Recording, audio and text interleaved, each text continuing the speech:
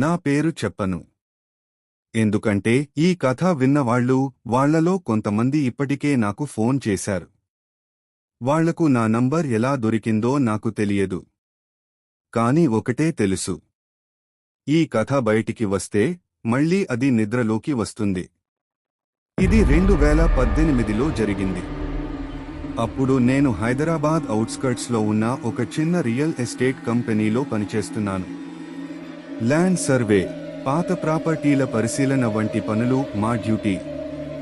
ఒకరోజు మా ఆఫీస్కు ఒక ఫైల్ వచ్చింది. ఆ ఫైల్ మీద చేతిరాతలో ఒక్క లైన్ మాత్రమే ఉంది. ఈ ఇల్లు కొనడం ముందు ఒక్కసారి రాత్రి అక్కడ ఉండి చూడండి. మా మేనేజర్ నవ్వేశాడు. పాత ఓనర్ల ఎమోషనల్ డ్రామా అన్నాడు. నేను సీరియస్గా తీసుకోలేదు. కానీ ఆ ఫైల్ ఓపెన్ చేసిన వెంటనే నాకు ఒక విచిత్రమైన ఫీలింగ్ వచ్చింది. పేజీలను తాకినప్పుడు నా చేయి చల్లగా అయిపోయింది. ఏసీ ఆన్ చేయలేదు. కానీ నా వేళ్లు ఐస్లా అనిపించాయి. ఆ ప్రాపర్టీ సిటీకి చాలా దూరంగా ఉంది. ఫారెస్ట్ వైపు, గ్రామానికి కూడా కొంచెం దూరంలో. గూగుల్ మ్యాప్స్లో మార్క్ ఉంది, కానీ రివ్యూస్ ఖాళీగా ఉన్నాయి. ఫోటోలలో ఇల్లు నార్మల్గా కనిపించింది. ఒకే అంతస్తు, ఎర్రటి టైల్స్ రూఫ్, చుట్టూ ఉన్న కంపౌండ్ వాల్ కూలిపోయినట్లుగా ఉంది. ఓనర్ వివరాల్లో ఒక విచిత్రమైన విషయం ఉంది. గత 40 సంవత్సరాల్లో 6 మంది ఓనర్లు మారారు. ప్రతి ఓనర్ ఇచ్చిన కారణం ఒకటే: వ్యక్తిగత కారణాలు. నేను ఫీల్డ్ విజిట్కు వెళ్లాలని నిర్ణయించుకున్నాను. పగటిపూట వెళ్లాలని అనుకున్నాను. కానీ ఆ రోజు అకస్మాత్తుగా పని ఒత్తిడి వల్ల ఆలస్యమైంది. సూర్యాస్తమయం అయ్యే సమయానికి ఆ ప్రాంతానికి చేరుకున్నాను. గ్రామం చివరి బస్ స్టాప్ దగ్గర దిగాను.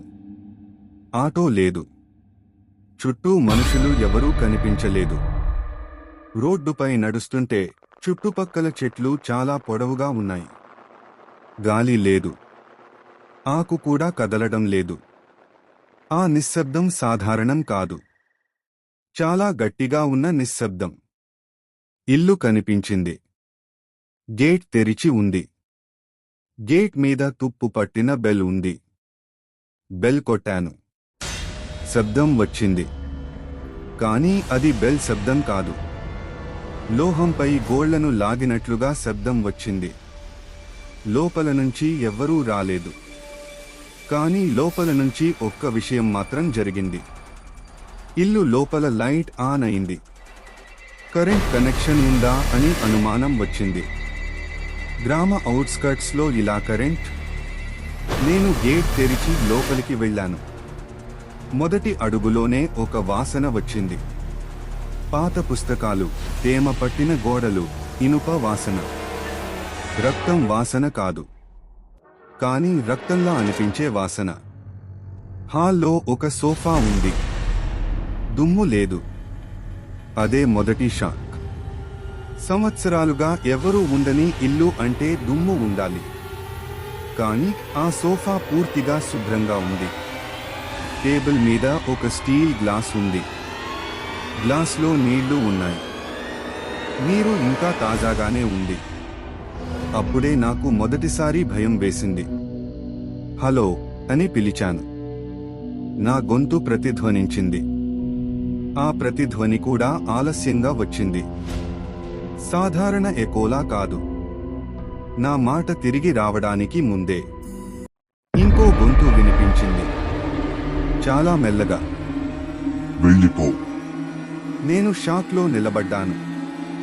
హాల్లో ఎవ్వరూ లేరు. కిచెన్ వైపు నుంచి నీరు జారుతున్న శబ్దం వస్తోంది. బాత్రూమ్ డోర్ నెమ్మదిగా తెరుచుకుంది. లోపలికి వెళ్ళాలా, బయటికి రావాలా అని నిర్ణయించుకోలేకపోయాను. కాళ్ళు కదలలేదు. శరీరం బరువుగా అనిపించింది. అప్పుడే నా ఫోన్ మోగింది. సిగ్నల్ లేదని ఫోన్ చూపిస్తోంది. కానీ incoming call. Number private. Call lift చేశాను. అవతల వైపు నుంచి ఒక వృద్ధుడి గొంతు. మీరు లోపల ఉన్నారా నేను అవును అని చెప్పాను. అతను అన్నాడు, రాత్రి అయ్యేలోపు బయటికి రండి. మీ జీవితం కోసం కాదు, మీ మరణం సులభంగా ఉండేందుకు. కాల్ కట్ అయింది. ఫోన్ స్విచ్ ఆఫ్ అయింది. లైట్లు ఆఫ్ అయ్యాయి. కిచెన్ నుంచి అడుగుల శబ్దం వచ్చింది. నెమ్మదిగా తడిచిన అడుగులు. 1 అడుగు, 2, 3. నా వైపు ఎవరో వస్తున్నారు. కళ్ళకు కనిపించడం లేదు, కానీ అడుగుల శబ్దం ఆగడం లేదు.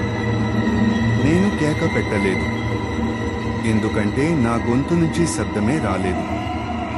ఆ క్షణంలో నా మనసులో ఒక్క ఆలోచన మాత్రమే ఉంది. ఈ ఇల్లు ఖాళీ కాదు. ఇది ఎదురు చూస్తోంది నా కోసం. కిచెన్ నుంచి వచ్చిన ఆ అడుగుల శబ్దం నా మనసులో లూప్లా తిరుగుతోంది. శబ్దం దగ్గర అవుతోంది. నేల మీద నీటి చుక్కలు పడినప్పుడు వచ్చే ప్లాక్ శబ్దం స్పష్టంగా వినిపిస్తోంది. కానీ నా ముందెవరూ కనిపించలేదు. నేను నెమ్మదిగా వెనక్కి అడుగు వేశాను. డోర్ దగ్గరకు చేరేలోపే గేట్ ఆటోమేటిక్గా మూసుకుంది. లాక్ శబ్దం బాగా గట్టిగా ప్రతిధ్వనించింది. అది సాధారణ లాక్ కాదు, భారీ ఇనుప లాక్. శ్వాస వేగంగా మారింది. ఛాతీ బిగుతుగా అనిపించింది.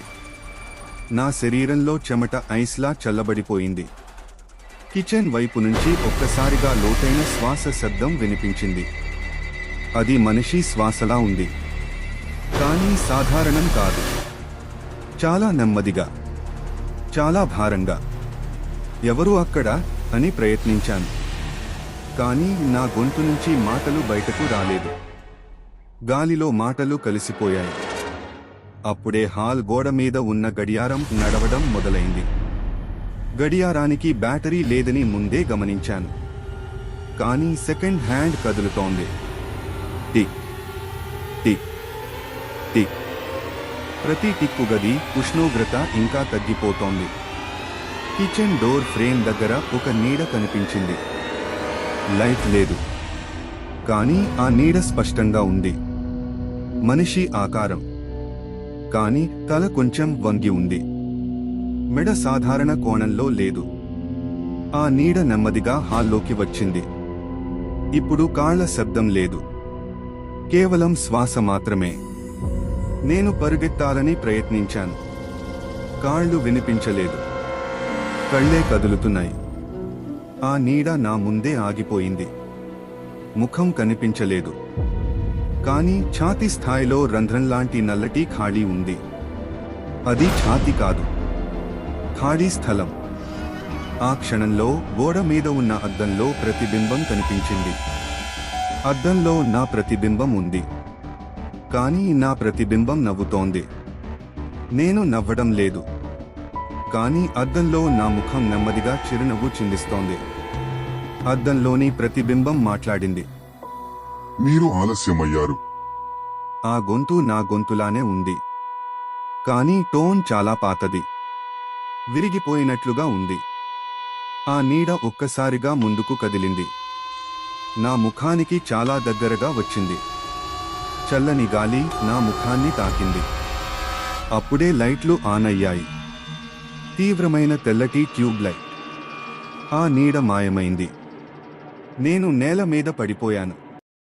స్పృహ కోల్పోయాను. ఎంత సమయం గడిచిందో తెలియదు.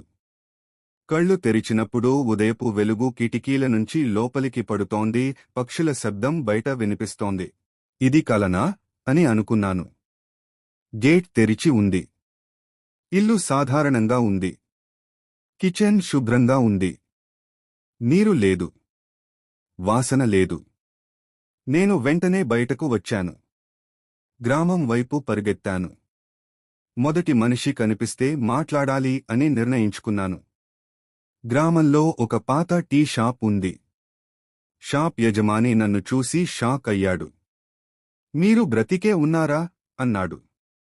ఆ ప్రశ్న నా వెన్నులో చలి పుట్టించింది. నేను నిన్న ఆ ఇల్లు లోపల ఉన్నాను అని చెప్పాను. టీ షాప్ యజమాని గ్లాస్ వదిలేశాడు. మీరు మొదటివారు కాదు అన్నాడు. మీరు 7వవారు. నేను షాక్లో ఉండిపోయాను. అతను కొనసాగించాడు.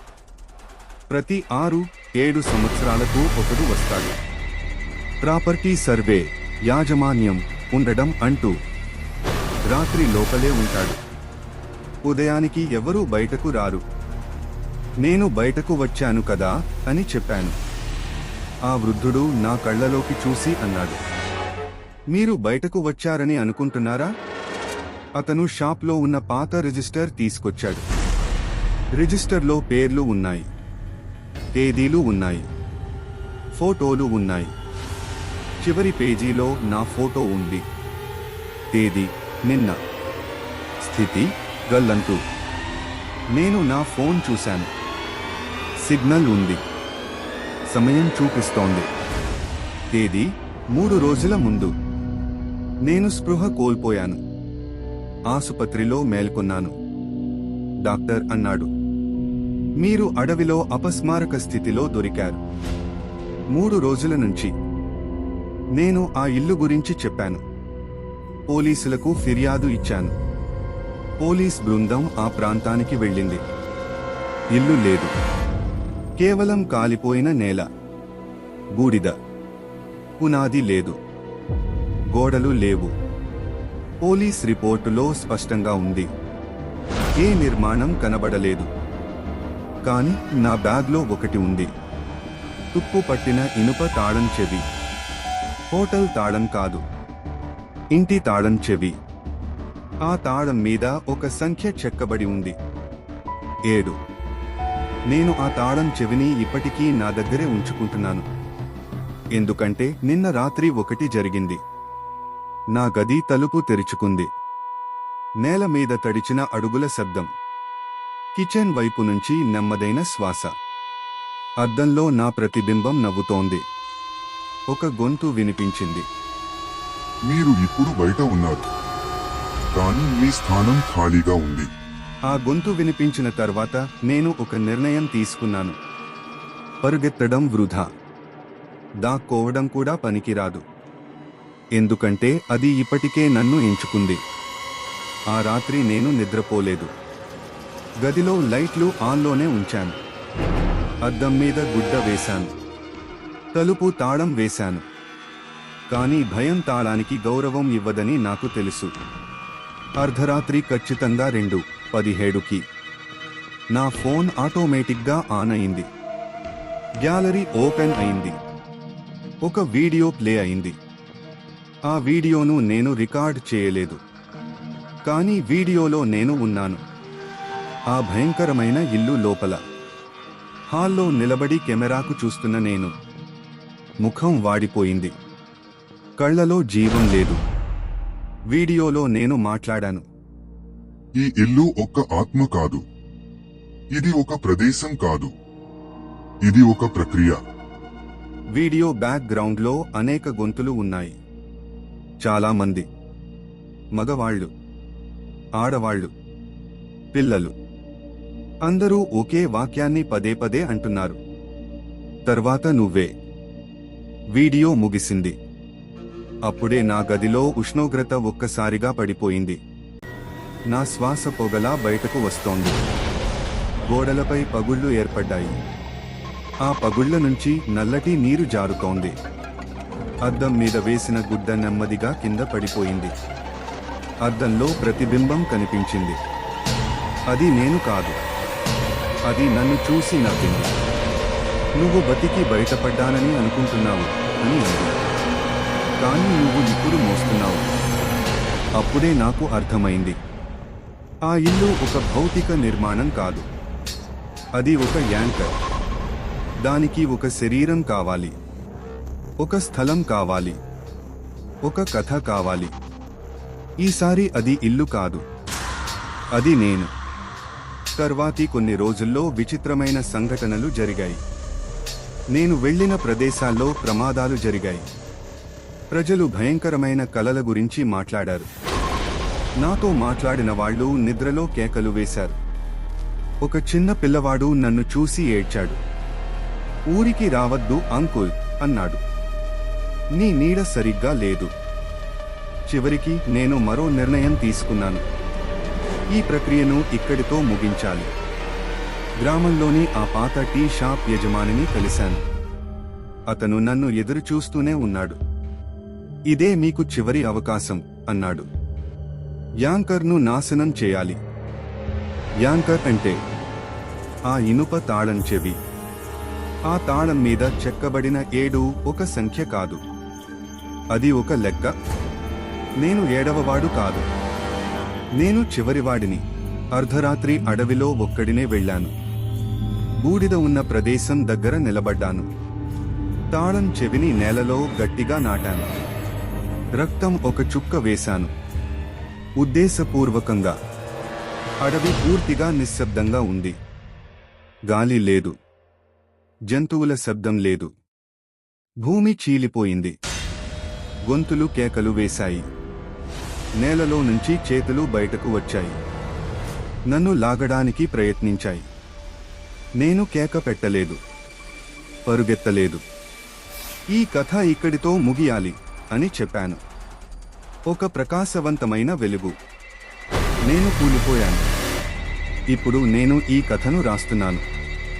ఆసుపత్రిలో డాక్టర్లు చెబుతున్నారు నేను 11 రోజుల పాటు కోమాలో ఉన్నానని. నా జుట్టు తెల్లబడిపోయింది. శరీరం బలహీనంగా ఉంది. పోలీస్ రికార్డుల ప్రకారం నేను మృతుడిని. చట్టపరంగా నేను ఇక లేను. ఇప్పుడు అద్దంలో నా ప్రతిబింబం సాధారణంగానే ఉంది. గొంతులు లేవు, కలలు లేవు. కానీ ఒక హెచ్చరిక చెప్పాలి. ఈ కథ చదివిన వాళ్లలో కొంతమంది ఇప్పటికే గమనించారు. రాత్రి నిశ్శబ్దం కొంచెం ఎక్కువగా అనిపిస్తోంది. అద్దాల్లో ప్రతిబింబం ఆలస్యంగా కదులుతోంది. ఖాళీ ప్రదేశాలు ఆకర్షణగా అనిపిస్తున్నాయి. ఎందుకంటే కథ వినడము కూడా ఒక ఆహ్వానమే. ఈ కథ ఇక్కడితో ముగిసింది. కానీ ఆ ప్రక్రియ, అది ఎప్పటికీ ముగియదు.